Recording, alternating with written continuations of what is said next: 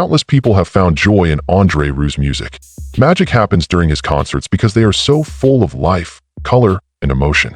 However, not every partnership was easygoing despite the friendly exterior.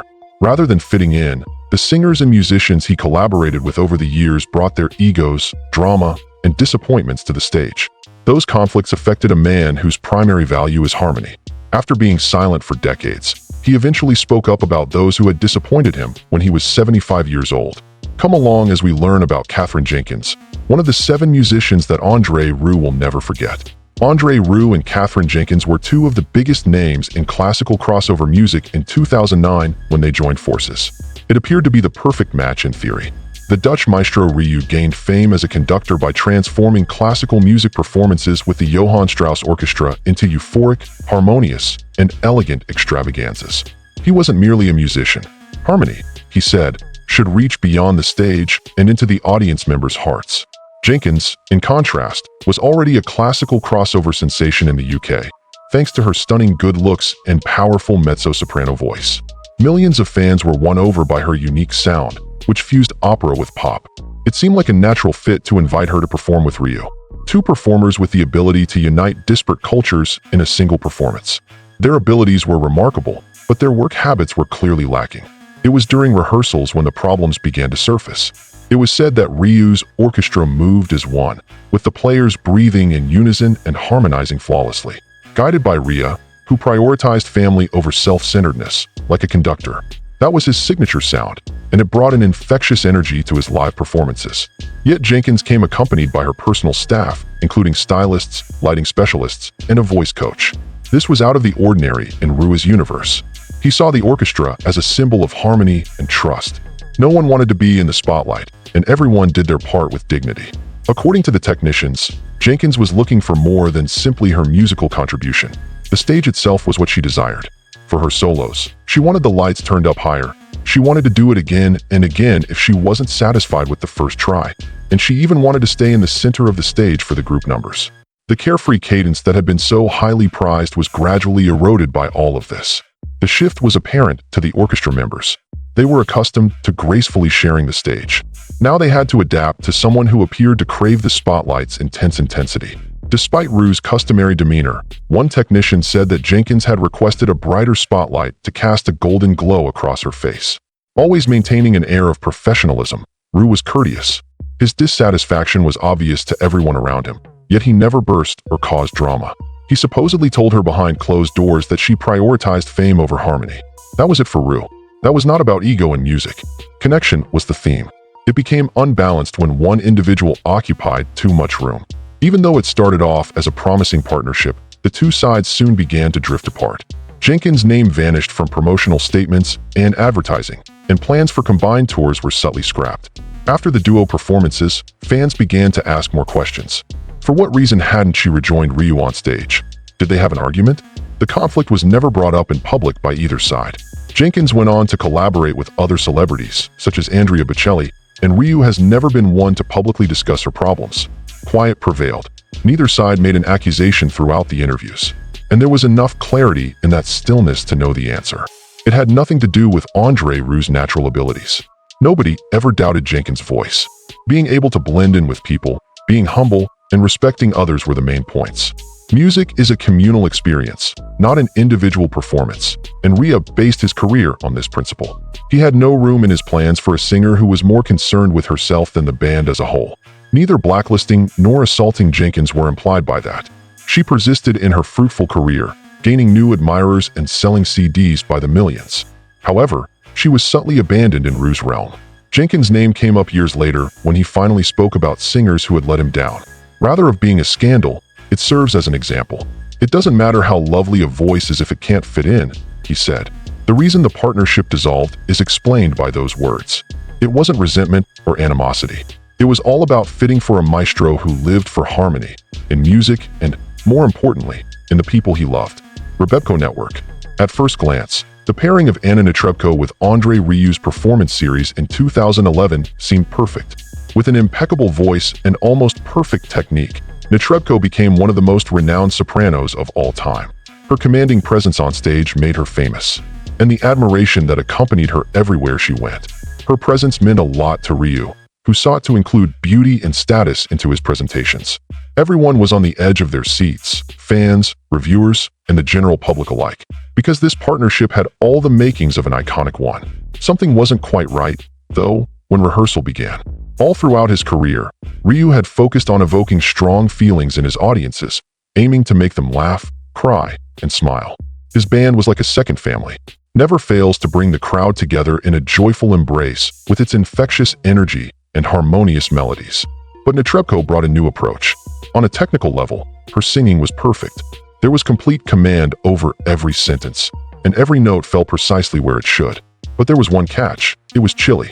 As Rhe confided in a friend backstage, she sounded robotic and emotionless in her singing. Just that one line conveyed how far apart they were. He believed that music was about more than simply making pretty sounds. It was about moving people emotionally.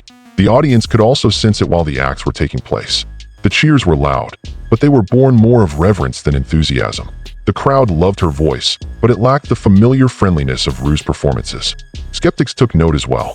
Although they praised Nireco's voice, they felt she lacked connection with the orchestra. What made a Rieu concert unforgettable was the glitz, the closeness, and the happiness. A long way off, though. This was an issue that Rieu couldn't turn a blind eye to after decades of making shows that felt like a huge party. The Nireco camp dismissed criticism, claiming that stylistic variations were only artistic decisions and that the actress's voice was powerful enough to carry any message. She was already perfect the way she was, in their eyes. Her method was sufficient. It wasn't, though, for Rieu. He was looking for fervor, not merely flawlessness. He aspired for an emotional, rather than merely courteous, reception from the audience. In private, he decided, this alliance was doomed to fail. Nireco was discreetly never asked back after that concert series. No public conflict, drama, or harsh words were exchanged. Both Rieu and Nireco refrained from going to the press. It was just a quiet farewell. Years later, when Rieu did open up about musicians that let him down, her was one of the first names that came up. She stood for something he couldn't reconcile, not because of any scandal or animosity. Mastery of technical aspects without a personal connection. Discord, rather than togetherness, was the result of that song for Rieu. Unity meant the world to him. After the fact, they realized that their disagreement was over nothing personal. A question of eyesight arose. Opera, Nireco's home, places a premium on precision and control. Rieu is originally from the waltz realm, where dancing is all on feeling happy and emotional. Their paths intersected briefly, but there was just no way they could have been more different. Fans of Nireco's continued to gush over her, as Rieu's concert attendance continued to soar. However, even when they joined forces, they were unable to work his legendary spell. In the end, the lack of substance rather than the merit of what had been an esteemed partnership led to its silent demise. Brightman, Sarah. Andre Rieu had grand plans for Sarah Brightman's performance when he invited her to join him. He hoped to catch the ears of younger listeners who like classical music with a contemporary spin, as well as to shock and delight his existing audience. The experiment would not have been successful without Brightman. She had already sold millions of CDs worldwide and was renowned for fusing opera with pop, solidifying her position as a global superstar. Her dramatic stage presence and operatic voice made her more than just a singer of standards. She gave them a new spin. At first glance, this partnership seemed to have all the makings of a spectacular performance. The disparities in their respective techniques, however, became immediately apparent once rehearsals commenced. Tradition, grace, and a sense of community have long been at the heart of Rieu. His performances are more than just a performance. They are gatherings of people united in joy over music. Waltzes like the Blue Danube were his life's work, and he revered them as priceless artifacts that should remain unaltered. When Brightman arrived, he brought a whole new strategy. She proposed updating Rieu's most famous piece, the Blue Danube, by adding a contemporary rhythm, electronic layers, and eye-catching images to the backdrop. This was innovation. According to Brightman, it was giving an old concept a fresh lease on life. Rieu and his orchestra experienced it more as rebuilding an unfinished masterpiece. Tenseness pervaded the rehearsal. Despite the musicians' best efforts, the vibe shifted. As Brightman's version was revealed, Rieu remained motionless. That was dilution, not fusion, he explained to a co-worker afterwards. He conveyed his disappointment through his remarks. He didn't mind if different styles were blended together so long as the music's essence was preserved. However, he believed that Brightman's rendition reduced the piece to a mere spectacle, eliminating all trace of grace. Reactions were varied when the time arrived for the actual performance. As a result of the novel change, the younger supporters in the crowd erupted in jubilant cheers. To them, it was daring and cutting edge. On the other hand, younger admirers were taken aback. They were led to believe they were witnessing a pop concert rather than the usual refined atmosphere of Rieu's performances. Equally divided were the critics.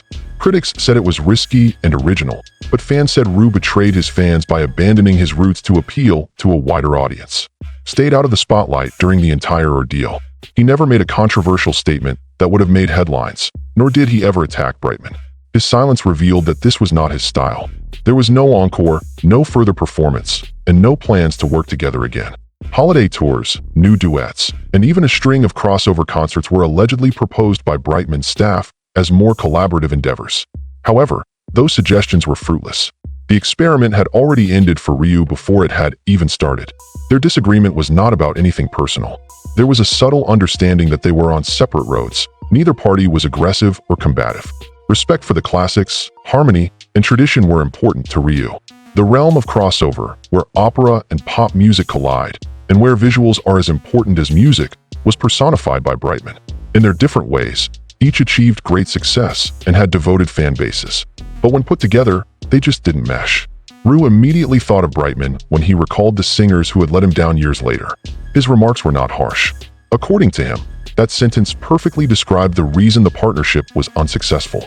"My name is Hayley Westenra." It was like witnessing the birth of a star when 17-year-old Hayley Westenra made her stage debut on Andre Rieu's stage. A shy and modest woman, she was originally from New Zealand, having a voice that was frequently characterized as heavenly. Rieu immediately recognized her exceptional qualities. He extended more than only an invitation to perform with him. He was practically acting as a father figure to his daughter by offering her advice and direction. The pure soprano tone of Hayley, accompanied by his Johann Strauss ensemble, swept the halls and won hearts in no time. With Westenra's youthful voice and innocence and Rieu's charisma and dramatic vision, the duo appeared to be a wonderful fit. It was effective for a time. Her work was well received by both audiences and critics. It appeared as though the world was prepared to welcome her because she was young, gifted, and had Rieu's support. However, as is the case with many famous people, celebrity brought about certain modifications. When Hayley turned 20, a lot started to change. Even others outside of Rieu's inner group began to recognize her. Her management began to exert more pressure, requesting that she be featured individually rather than in an ensemble. They were seeking greater autonomy, greater creative control, and higher fees. Maestro and protege's relationship, which had begun as a caring one, started to feel more like a commercial discussion. It was disheartening for Rieu, who placed equal importance on loyalty and trust as he did on talent. He had provided her with more than just a platform. He had shown her real concern, and now she seemed to be drifting out from the connection that had appeared so solid. Something very personal to Rieu, a UNICEF benefit concert, was the actual tipping point. He was the one who had planned the whole thing, seeking to utilize music for a purpose beyond mere amusement. Just before the show was about to start, Hayley decided not to perform. Her staff kindly informed her that she couldn't make it, but there was no sincere apology or in-person explanation. That was more than just unprofessional. It betrayed Rieu's trust. Those statements, he subsequently said, showed how deeply personal the disappointment went. There was no consideration for fame or fortune. Rather, the issue was one of respect and the importance of maintaining one's word, particularly when it came to matters of great charity. At that instant, Rieu subtly receded. Nobody became angry in front of the public or in the media, and nothing bad happened. However, behind the scenes, he grew increasingly reserved. Because of what happened, he was hesitant to guide young soloists. After being let down after opening his heart once, he resolved not to take the same chance again. Her career persisted for Hayley. She became famous after releasing records and touring the globe. Unfortunately, their chemistry had faded, and Rieu never performed on his stage again. The unexpected departure caused admirers to wonder, what happened to her return invitation? Why was the abrupt end to their partnership? What a tale the stillness revealed. The most profound pauses can often be the most subtle ones. Hayley Westenra is now known as a gifted soprano who left an impression on the classical crossover scene, while Rieu's orchestra is still a mainstay at concert venues. Even though they're no longer in each other's lives, their tragic tale serves as a cautionary tale about the precarious nature of trust in the music industry. It proved that quiet dissatisfaction, rather than wrath, can sometimes be the root cause of the hardest fractures. Andre Rieu's invitation to Andrea Bocelli to co-headline a unique outdoor concert was touted as an unprecedented opportunity. The waltz king and the opera singer of the current era share the stage. Supporters flocked from all corners of the globe, and it was described as historic by the media. Rieu envisioned a harmonious evening in which his orchestra would play Strauss-like elegance with Bocelli's arias adding passionate firepower. Things started to seem off the minute rehearsals started, though. As time went on, Bocelli's set lengthened. The set, which was originally scheduled to last 20 minutes, subtly grew to include more songs, extended introductions, and even interludes with personal anecdotes. As usual, Rieu made the necessary adjustments.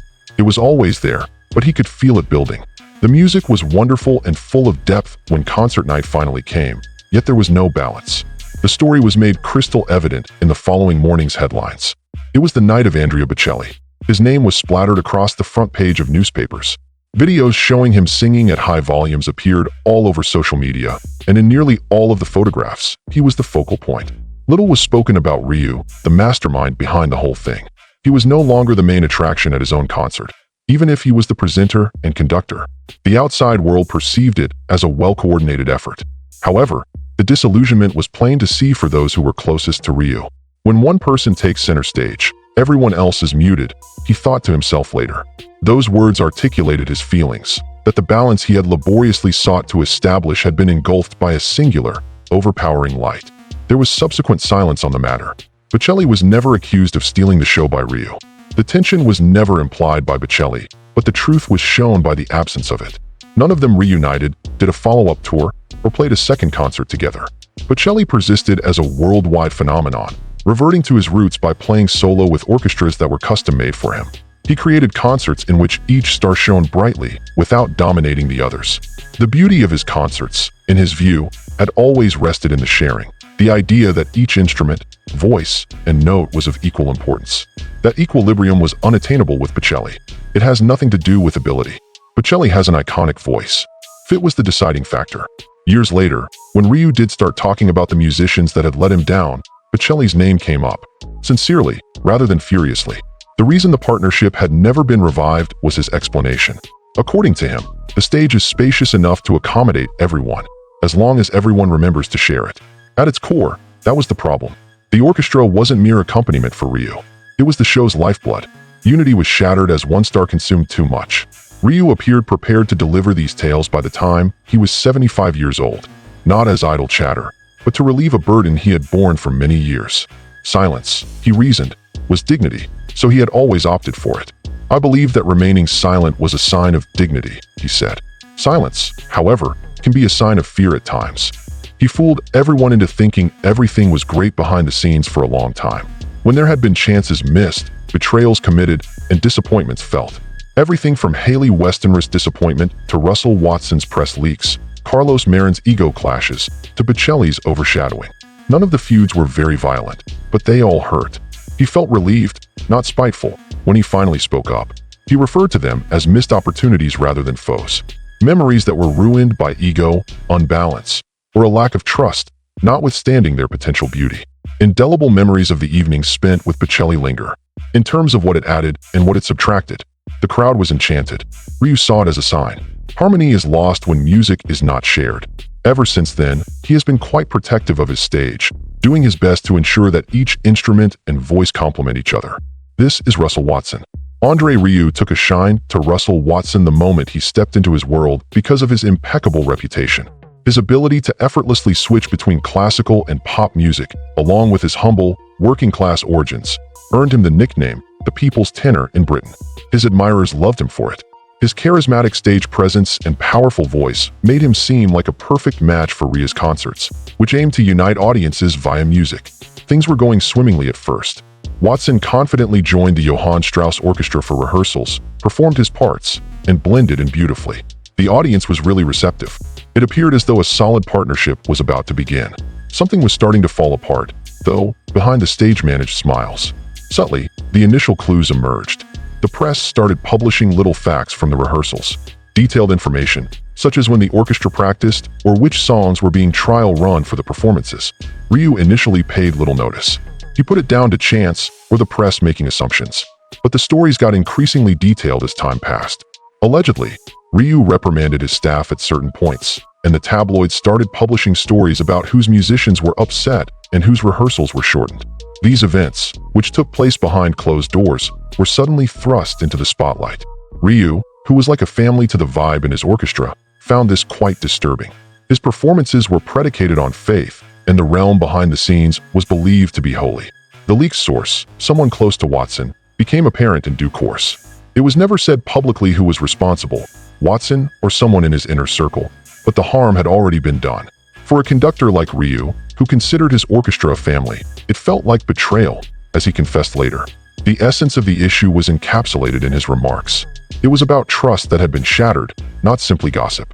What Rieu had built, a safe, united environment for his musicians, was shattered when details of private rehearsals became tabloid fodder. The once reliant musicians started watching each other closely, anxious about what would be reported in the media next. The positive vibes that Rieu had created with such effort began to wane. Silently, Rieu dealt with the issue like he usually does. There was no feud, angry news statement, or public dispute. After the tour ended, though, he discreetly severed relations with Watson. No one ever invited him again, and his name was taken off any lineups that were to come. What might have been a productive collaboration came to an abrupt halt for Watson. In Rieu's view, it was an essential measure to save his orchestra. Among his most important values was loyalty. Nobody could turn back after their allegiance was called into doubt. Reflecting on the experience years later, Rieu summed it up with a powerful yet simple line. "Trust is all we have when the music stops. There will be no second act after that."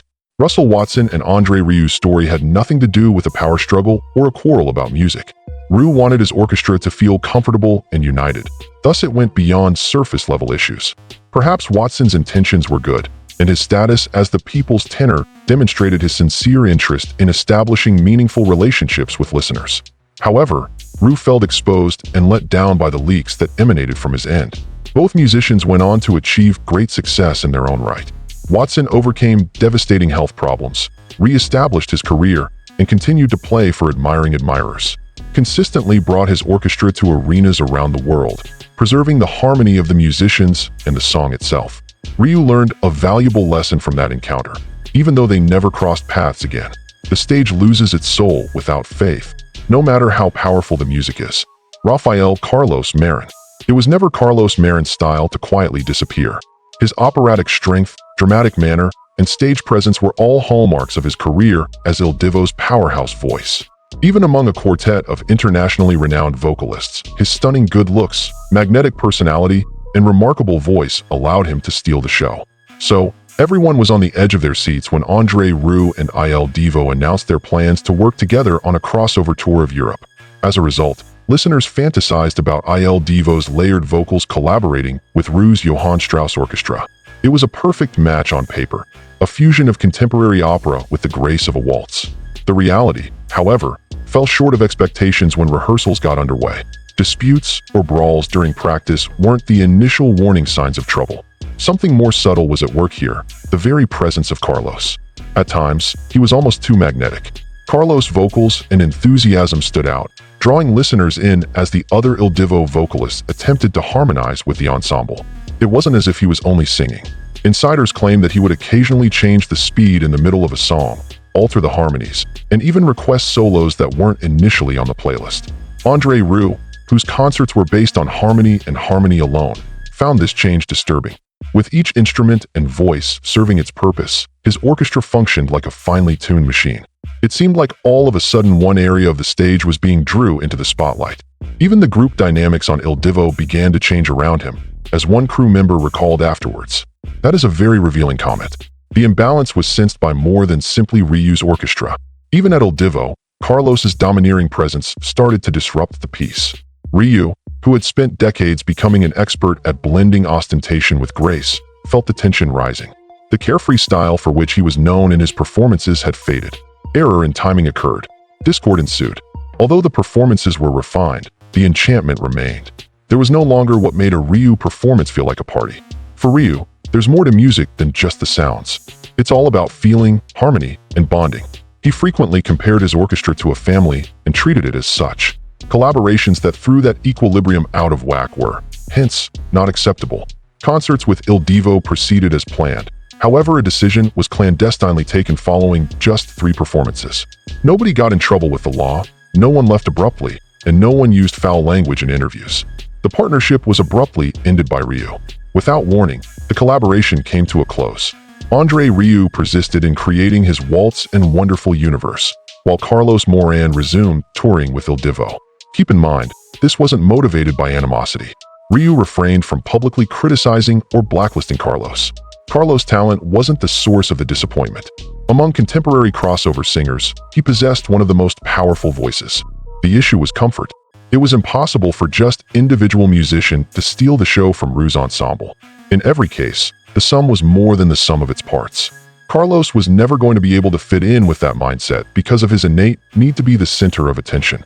Rieu thought about what he learned from it years later. He remarked that some performers will not perform with you, played over you by them. That sentence captures the essence of it all. One dominating presence could ruin an otherwise harmonious show. With Il Divo, Carlos Marin maintained his star status, till his untimely demise in 2021, as millions of followers mourned the loss of his charismatic voice. Rieu, in contrast, became much more cautious in maintaining the harmony of his performances. He refrained from attempting any more extensive collaborations with vocal groups after Il Divo. He devoted his life to protecting the harmony and beauty of music, not because he wanted to harbor grudges.